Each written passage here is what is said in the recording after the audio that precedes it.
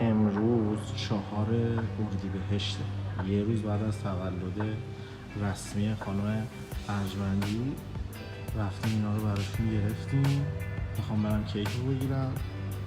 کیک رو عقب سفارش داده بودم، برم کیک رو بگیرم و بریم واسه چیدن خونه. خداحافظ. ما اومدیم، یعنی رفتیم کیک و گلو که گرفته بودم، البته بهتون نشون دادم. رفتم الان کیک و بادکنک و اینا رو گرفتم، بعد شم گرفتم، عرضم حضور شما اینا رو همه رو گرفتیم که بریم برای چیدمان دیگه، بریم اینا رو بچینیم و خیلی هم ترافیکه، خیلی زیاد. دوست داشتم واقعیت الان که خودش نیست اینجا ببینه بفهمه، خیلی دوست داشتم این برنامه سورپرایز باشه، ولی واقعا بدون هماهنگی نمیشد.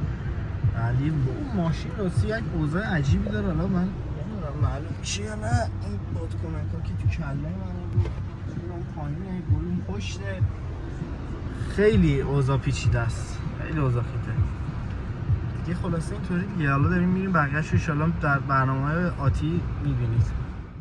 ساعت هم 7:30 دیگه، 7:40 است. تا بریم بچینیم و اینا مهمونا میرسن دیگه، بچهای گل میرسن پیشمون، همه آدمای خیلی خوبی هستن، دوستان ما هستن، دوست شما دوست دیگه. خلاصه نمیدونم واقعیت، یعنی من دارم ویدیوها رو میگیرم برای خانم ارجمندی، خیلی نمیدونم چی باید بگم. همین دیگه، حالا ترافیکه فعلا که اینجا هستیم. آقا یه سوال دیگه من الان وجود اومد زمین، چرا کاساب شد قصاب؟ واقعا کسی میدونه؟ خیلی برام سواله چرا تغییرش دادن. بگم باز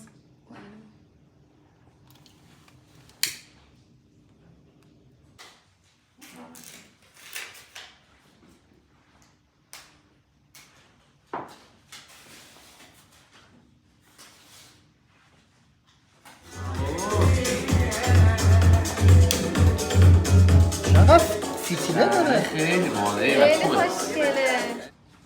به به آمد چیکار کرده. ببین اون گله رو هم که اون رو میبینی دوست گرامیش برای من گرفته. صداش نمیاد. خیلی خوشگل شد. مرسی. دوست دارم.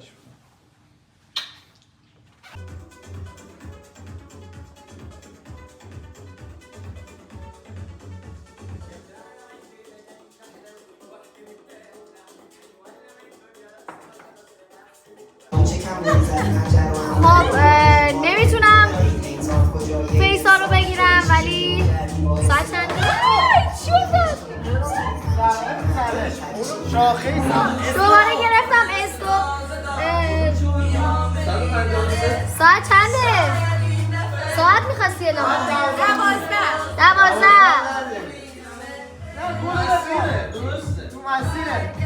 آقا این شمع رو ببینید، بدون اشک و دوده. ببین 2 ساعت روشن اشک نداره، یه قطره هم نریخته. شمع بدون اشک و دود، شمع بدون اشک و دود یه قطره هم نریخته. بیا این گله رو که میلاد داده به من رو بگیر.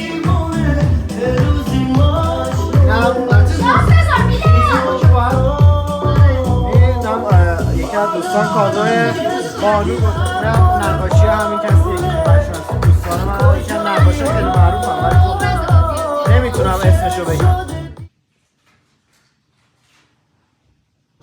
دست بزنیم